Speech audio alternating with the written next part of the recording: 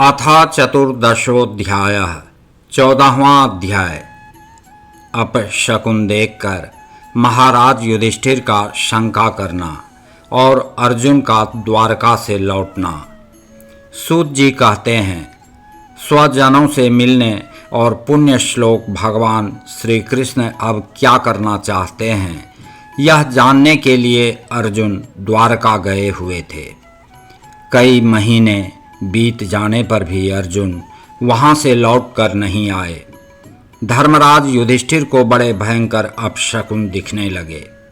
उन्होंने देखा काल की गति बड़ी विकट हो गई है।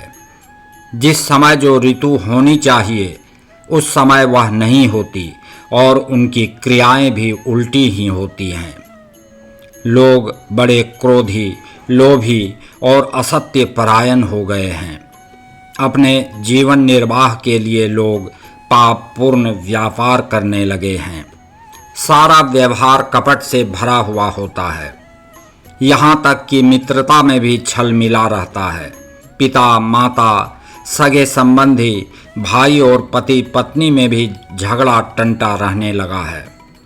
कलिकाल के आ जाने से लोगों का स्वभाव ही लोभ, दंभ आदि अधर्म से अभिभूत हो गया है और प्रकृति में भी अत्यंत अरिष्ट सूचक अपशकुन होने लगे हैं। यह सब देखकर युधिष्ठिर ने अपने छोटे भाई भीमसेन से कहा। युधिष्ठिर ने कहा, भीमसेन, अर्जुन को हमने द्वारका इसलिए भेजा था कि वह वहां जाकर पुण्य श्लोक भगवान श्री कृष्ण क्या कर रहे हैं इसका पता लगा आए और संबंधियों से भी मिल आए। तब से 7 महीने बीत गए, किंतु तुम्हारे छोटे भाई अब तक नहीं लौट रहे हैं। मैं ठीक ठीक यह नहीं समझ पाता हूँ कि उनके न आने का क्या कारण है। कहीं देवर्षि नारद के द्वारा बतलाया हुआ वह समय तो नहीं आ पहुँचा है जिसमें भगवान श्री कृष्ण अपने लीला विग्रह का संवरण करना चाहते हैं। उन्हीं भगवान की कृपा से हमें यह संपत्ति, राज्य, स्त्री, प्राण, कुल, संतान, शत्रुओं पर विजय और स्वर्ग आदि लोकों का अधिकार प्राप्त हुआ है। भीमसेन, तुम तो मनुष्यों में व्याघ्र के समान बलवान हो। देखो तो सही, आकाश में उल्कापात आदि, पृथ्वी में भूकंपादि और शरीरों में रोगादि कितने भयंकर अपशकुन हो रहे हैं। इनसे इस बात की सूचना मिलती है कि शीघ्र ही हमारी बुद्धि को मोह में डालने वाला कोई उत्पात होने वाला है। प्यारे भीमसेन, मेरी बाईं जांघ, आंख और भुजा बार बार फड़क रही हैं। हृदय जोर से धड़क रहा है। अवश्य ही बहुत जल्दी कोई अनिष्ट होने वाला है। देखो, यह सियारिन उदय होते हुए सूर्य की ओर मुंह करके रो रही है। अरे, उसके मुंह से तो आग भी निकल रही है। यह कुत्ता बिल्कुल निर्भय सा होकर मेरी ओर देखकर चिल्ला रहा है। भीमसेन, गौ आदि अच्छे पशु मुझे अपने बाएं करके जाते हैं और गधे आदि बुरे पशु मुझे अपने दाहिने कर देते हैं। मेरे घोड़े आदि वाहन मुझे रोते हुए दिखाई देते हैं। यह मृत्यु का दूत पेड़ूखी, उल्लू और उसका प्रतिपक्षी कौवा रात को अपने कर्ण कठोर शब्दों से मेरे मन को कंपाते हुए विश्व को सूना कर देना चाहते हैं। दिशाएं धुंधली हो गई हैं। सूर्य और चंद्रमा के चारों ओर बार बार मंडल बैठते हैं। यह पृथ्वी पहाड़ों के साथ कांप उठती है। बादल बड़े जोर जोर से गरजते हैं और जहां तहां बिजली भी गिरती ही रहती है। शरीर को छेदने वाली एवं धूली वर्षा से अंधकार फैलाने वाली आंधी चलने लगी है। बादल बड़ा डरावना दृश्य उपस्थित करके सब ओर खून बरसाते हैं। देखो, सूर्य की प्रभा मंद पड़ गई है। आकाश में ग्रह परस्पर टकराया करते हैं। भूतों की घनी भीड़ में पृथ्वी और अंतरिक्ष में आग सी लगी हुई है। नदी, नद, तालाब और लोगों के मन क्षुब्ध हो रहे हैं। घी से आग नहीं जलती। यह भयंकर काल ना जाने क्या करेगा। बछड़े दूध नहीं पीते, गोएं दूहने नहीं देती, गौशाला में गोएं आंसू बहा बहा कर रो रही हैं, बैल भी उदास हो रहे हैं। देवताओं की मूर्तियां रोसी रही हैं, उनमें से पसीना चूने लगता है और वे हिलती डोलती भी हैं। भाई, ये देश, गांव, शहर, बगीचे, खाने और आश्रम श्रीहीन और आनंद रहित हो गए हैं। पता नहीं ये हमारे किस दुख की सूचना दे रहे हैं। इन बड़े बड़े उत्पातों को देखकर मैं तो ऐसा समझता हूँ कि निश्चय ही यह भाग्यहीना भूमि भगवान के उन चरण कमलों से, जिनका सौंदर्य तथा जिनके ध्वजा, वज्र, अंकुशादि विलक्षण चिन्ह और किसी में भी कहीं भी नहीं है, रहित हो गई है। शौनक जी, राजा युधिष्ठिर इन भयंकर उत्पातों को देखकर मन ही मन चिंतित हो रहे थे कि द्वारका से लौटकर अर्जुन आए। युधिष्ठिर ने देखा अर्जुन इतने आतुर हो रहे हैं जितने पहले कभी नहीं देखे गए थे।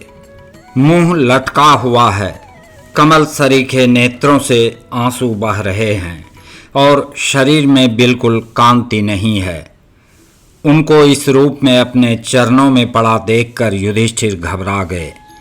देवर्षि नारद की बातें याद करके उन्होंने सुहृदों के सामने ही अर्जुन से पूछा।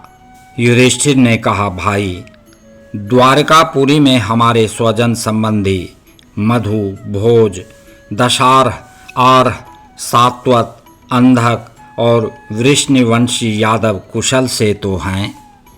हमारे माननीय नाना शूरसेन जी प्रसन्न हैं। अपने छोटे भाई सहित मामा वसुदेव जी तो कुशल पूर्वक हैं। उनकी पत्नियां हमारी मामी देवकी आदि सातों बहनें अपने पुत्रों और बहुओं के साथ आनंद से तो हैं। जिनका पुत्र कंस बड़ा ही दुष्ट था, वे राजा उग्रसेन अपने छोटे भाई देवक के साथ जीवित तो हैं ना। हृदिक, उनके पुत्र कृतवर्मा, अक्रूर, जयंत, गद, सारन तथा शत्रुजित आदि यादव वीर सकुशल हैं ना। यादवों के प्रभु बलराम जी तो आनंद से हैं। वृष्णिवंश के सर्वश्रेष्ठ महारथी प्रद्युम्न सुख से तो हैं। युद्ध में बड़ी फुर्ती दिखलाने वाले भगवान अनिरुद्ध आनंद से हैं ना। सुषेण, चारुदेशन, जाम्बवती नंदन सांब और अपने पुत्रों के सहित ऋषभ आदि भगवान श्री कृष्ण के अन्य सब पुत्र भी प्रसन्न हैं ना।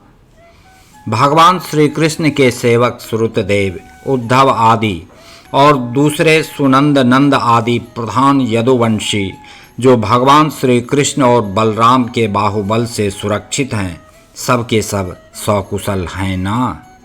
हमसे अत्यंत प्रेम करने वाले वे लोग कभी हमारा कुशल मंगल भी पूछते हैं। भक्त वत्सल ब्राह्मण भक्त भगवान श्री कृष्ण अपने स्वजनों के साथ द्वारका की सुधर्मा सभा में सुखपूर्वक विराजते हैं ना। वे आदि पुरुष बलराम जी के साथ संसार के परम मंगल, परम कल्याण और उन्नति के लिए यदुवंश रूप क्षीर सागर में विराजमान हैं। उन्हीं के बाहुबल से सुरक्षित द्वारकापुरी में यदुवंशी लोग सारे संसार के द्वारा सम्मानित होकर बड़े आनंद से विष्णु भगवान के पार्षदों के समान विहार कर रहे हैं। सत्यभामा आदि 16,000 रानियां प्रधान रूप से उनके चरण कमलों की सेवा में ही रत रहकर उनके द्वारा युद्ध में इंद्रादि देवताओं को भी हराकर इंद्राणी के भोग योग्य तथा उन्हीं की अभिष्ट पारिजातादि वस्तुओं का उपभोग करती हैं।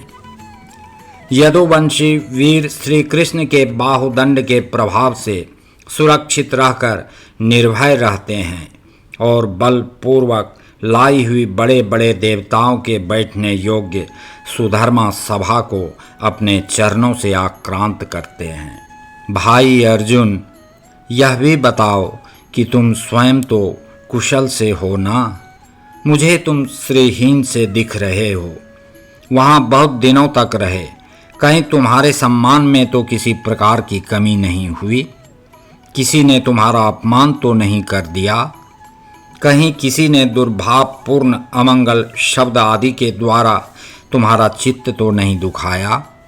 अथवा किसी आशा से तुम्हारे पास आए हुए याचकों को उनकी मांगी हुई वस्तु अथवा अपनी ओर से कुछ देने की प्रतिज्ञा करके भी तुम नहीं दे सके? तुम सदा शरणागतों की रक्षा करते आए हो। कहीं किसी भी ब्राह्मण, बालक, गौ, बूढ़े, रोगी, अबला अथवा अन्य किसी प्राणी का जो तुम्हारी शरण में आया हो तुमने त्याग तो नहीं कर दिया? कहीं तुमने अगम्या स्त्री से समागम तो नहीं किया? कहीं मार्ग में अपने से छोटे अथवा बराबरी वालों से हार तो नहीं गए? अथवा भोजन कराने योग्य बालक और बूढ़ों को छोड़कर तुमने अकेले ही तो भोजन नहीं कर लिया? मेरा विश्वास है कि तुमने ऐसा कोई निंदित काम तो नहीं किया होगा जो तुम्हारे योग्य ना हो ना हो। अपने परम प्रियतम अभिन्न हृदय परम सुहृद भगवान श्री कृष्ण से तुम रहित हो गए हो। इसी से अपने को शून्य मान रहे हो। इसके सिवा दूसरा कोई कारण नहीं हो सकता जिससे तुमको इतनी मानसिक पीड़ा हो।